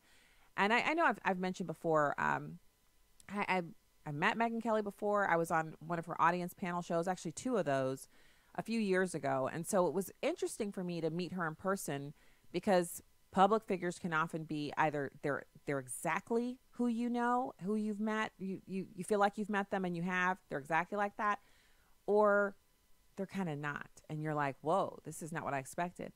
And she's the same when you meet her in person as she is when she's on television. She's extremely professional. And, you know, obviously from the Fox News conveyor belt of beauties, you know, she's stunning in person.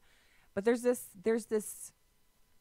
kind of professionalism and assurance that she has that she's doing a good job. And some of that to me has been a little missing since she's been over at NBC because the environment has been so, you can only imagine what the people like are like there when the cameras aren't rolling because they assume that she's some kind of hardcore partisan on the right. And I do think she's right-leaning, but she's much more interested in presenting the truth to her audience. And so I haven't been watching The Daily Show, but I did watch a few episodes in the very beginning, and I was wondering if it was going to pick up and last. When they pull her in to do this kind of commentary, it's her wheelhouse. It's her strong suit. Let's listen to her number 5. I mean, the Democrats should be happy that this is not a trial because if it were, she would likely lose. He would be afforded the presumption of innocence. She would have to prove it beyond a reasonable doubt. We're 36 years out. She has no corroborating witnesses. And she'd have a jury, as does Brett Kavanaugh, that's completely biased and has made up its mind going into the proceeding. This will be a nightmare criminal trial. But that's not what this is. This is about advice and consent, and the Senate's duty to do that, to advise and consent on the president's chosen Supreme Court pick. Their goal, their constitutional mission is to figure out whether Brett Kavanaugh is qualified to sit on the Supreme Court. If you've got some guy who's a serial sexual harasser, you can obviously make the case that he's not. But my own take on it is the Republicans are determined to believe he's not and to hang that decision on the absence of hard proof, and the Democrats are exactly opposite-minded. And so it becomes an issue of partisanship, which is what we've seen. So I want to go over a couple of things. First of all, you've got Christine Blasey Ford, who she presented herself today as a woman who'd been wronged, assaulted, and that there were no underlying partisan reasons for her to do what she was doing. She even said that she wasn't coached in her testimony. She didn't speak to Dianne Feinstein extensively. She wasn't asked if she spoke to staffers extensively. And I think in her effort to go easy on this woman, she kind of went overboard, the questioner on behalf of the Republicans. And that's the danger of giving in to the Democrats on whether or not there should be an independent questioner because they need a woman to ask the questions. How weak are we women that we can't answer questions from a man? Really? So here's the story about her. You've got Christine Blasey Ford. People have asked, why would she lie about this? Well, we all know that for some people, abortion is their God. It's not about, Christianity or being any other faith. It's about bowing down to abortion. It can never be infringed upon. It can never be defunded. It can never be hampered in any way. It has to be elevated. It has to be worshipped. It has to be more important than anything else, any other singular issue. It has to be. And if you're not in agreement with it, you're a bigot, you hate women, you hate people, you love coat hangers, et cetera, et cetera, et cetera. It's just garbage. Well, Christine Blasey Ford profited directly from abortion. You can follow the money. Ford works for a pharmaceutical company that manufactures an abortion pill drug whose profits could be strongly impacted by future Supreme Court decisions on abortion rights. So the first thing I need to do is put a pin in that and just make a point. A lot of people have said, well, if Kavanaugh goes on the Supreme Court, he'll overturn Roe v. Wade, and then it'll be the end of abortion in America. And that is not how the Supreme Court ruling about abortion works. It made it constitutional and made it nationally the same, meaning that a woman in Massachusetts could expect the same access to abortion as a woman in Georgia. And that was the problem. Women in Massachusetts had all the access, the northern states, the more liberal states, and women in the South had almost no access. All the overturning of Roe v. Wade would do is remand the issue of abortion back to the states. And about 21 to 28 states would immediately limit abortion, if not outlawing it in all but a few specific cases that would have to be substantiated. And other states, abortion would remain the law of the land. And so if you needed unfettered access to abortion because that's your contraceptive, mechanism of choice, then you could just move to a state where there would be abortion clinics on every corner, just more than churches, and you'd be perfectly have access. Absolutely. If you wouldn't want to move, you could fly to those states and get abortions, as some people do, and nothing would change. So overturning Roe v. Wade does not outlaw abortion in this country. What it does is it takes away this legitimacy, this shroud of legitimacy that means that we have to fund it with taxpayer dollars, because without the Supreme Court ruling standing, then a lot more people who are elected to Congress, at least we would hope, would say, you know what, on funding, I don't know if we need that funding anymore. On reimbursements, I don't know if we need those reimbursements. What we need to do is maybe fund these community clinics, of which there are 33,000 across the country, one in every single major metropolitan area, sometimes multiple, and definitely multiple of them in every state. I mean, come on, do the math. 33,000 of them. There are only 50 states. They're all over the country. They're federally funded, and they're full clinics, meaning doctors, nurses, nurse practitioners, all of the staff, and they have to abide by clinic regulations that are federally set, meaning there's no way you're getting there and you can't get a gurney through to pick someone up to take them to a major hospital. And all of the doctors on staff have admitting privileges at multiple hospitals in the region. So that's what we need to know about that. Now, I'm not saying that because I'm fine with it. I'm saying it because this is much more complex than people who are pro-abortion would have you believe. They believe and want you to believe that if abortion is overturned at the Supreme Court level, everybody breaks out the coat hangers and you got dead women everywhere you look. Not true. Don't allow yourself to be deceived by that kind of chicanery. So you've got Corcept Therapeutics, Corcept.com, manufactures and markets an abortion pill called mifepristone. And Christine Blasey Ford is a co-author of at least 8 published scientific papers produced by this pharmaceutical giant to promote its pills. You can see Blasey's name listed on several publications at this Corcept.com webpage detailing their research papers. Corcept Therapeutics is a $166 billion market cap company. Their stock symbol is CORT. You should check and see if your investment accounts, your retirement accounts are investing in Corcept Therapeutics. And if they are, you should change those investments. You do not want to be investing in an abortion pill maker. And they reportedly have current annual sales of $216 million. The company only makes one drug. It's called mifepristone. It's widely known as an abortion pill, or you may know it as RU486. So we've been asked over and over again, why would she lie? For money?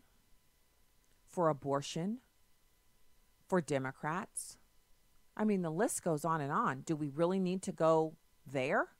She's lying because it benefits her. Ford actually worked as director of biostatics for Corcept Therapeutics in Menlo Park. So she profits directly from the abortion drug RU486.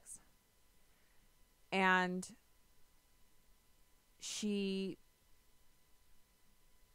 just didn't say anything about this alleged assault until it became clear that the Democrats' key issue, their cornerstone issue, is under attack. And it's not about the legalization or illegalization of abortion. It's about the fact that at the federal level, the constitutionality of abortion affords it legitimacy that enables them to keep the stranglehold on the funding and even get it increased. Imagine if we were able to say to our senators and elected officials, to our Congress critters, we go up to them and say, abortion is no longer constitutional, meaning it's legal in these states, it's partially legal in these states. Why are we funding that at the federal level? I can see them falling like dominoes. You come in, you say, I'm a single issue voter, and I'm in a group of single issue voters. We're on Facebook. There are 8,000 of us, and we live in your district. And all we want is for you to defund Planned Parenthood. That's the kind of single-minded, absolute, effective, get in the vote if you want to call it that, whatever. It's an issue, and it's something that we as Christians should care deeply about. And that's why they're fighting this tooth and nail. That's why they had to destroy Kavanaugh, and they didn't mind. It, you know, the ends justify the means. The ends justify the means. So we'll see what happens. I personally feel like his opening statement was fantastic, and that so many people in America who've identified with the kind of straight up, straight from the hip presentation that Donald Trump gives to us, that people will also identify with what we saw from Judge Kavanaugh, who has been made to wait 10 days to defend his name and good honor, and has watched his family torn apart and good friends and just his whole world dismantled, a world he very carefully constructed with faith and family and public service and working as a judge. And so I've seen some people commenting he came on too strong. He doesn't look, yeah, you know what? So you're telling me you think Supreme Court justices don't get angry? You're telling me you think that they don't they don't use the restroom? They don't have a life? These guys and women, they're all human beings, and they get upset too. They may not get upset at the bench, but Judge Kavanaugh wasn't at the bench today. He wasn't ruling on cases today. He was in a fight for his life. A fight is a nasty, nasty thing. And I'm not talking about a fist fight. I mean the kind of fighting that people do when they're in a war. War is something we take for granted in this country because we've never had to wage a foreign war on our own soil besides Pearl Harbor. But war is not just dog eat dog. It's murder and destruction. It's dead bodies. It's I'm going to survive because I'm going home to my family and you're not. That's war. And in essence, what happened today was Judge Kavanaugh throwing off his robes and putting on his battle armor for war. They threw the first punch. I pray he throws the last one. We'll be with you tomorrow. God bless. And good night from the Heartland.